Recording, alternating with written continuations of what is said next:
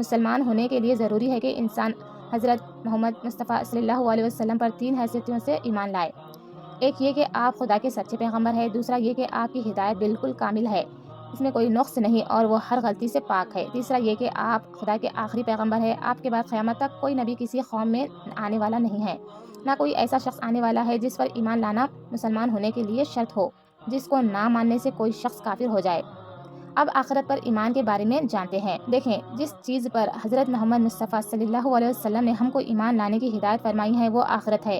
آخرت کے متعلق جن چیزوں پر ایمان لانا ضروری ہے وہ یہ ہیں۔ نمبر 1، ایک دن اللہ تعالیٰ تمام عالم اور اس کی مخلوقات کو مٹا دے گا، اس دن کا نام قیامت ہے۔ نمبر 2، پھر وہ سب کو ایک دوسری زندگی بخشے گا اور سب اللہ کے سامنے حاضر ہوں گے، اس کو حشر کہتے ہیں۔ نمبر 3، تمام لوگوں نے اپنی دینوی زندگی میں جو کچھ کیا ہے اس کا پورا نامہ اعمال خدا کی عدالت میں پیش ہوگا۔ نمبر 4، اللہ تعالیٰ ہر شخص کے اچھے اور برے اعمال وزن فرمائے گا، جس کی بھلائی خدا کی میزان میں برائی سے زیادہ وزنی ہوگی اس کو بخشے گا، اور جس کی برائی کا پلہ بھاری رہے گا اسے سزا دے گا۔ نمبر 5، جن لوگوں کی بخشش ہو جائے گی وہ جنت میں جائیں گے اور جن کو سزا دی جائے گی وہ دوزخ میں جائیں گے۔ اللہ اکبر، اللہم اجرنی من النار۔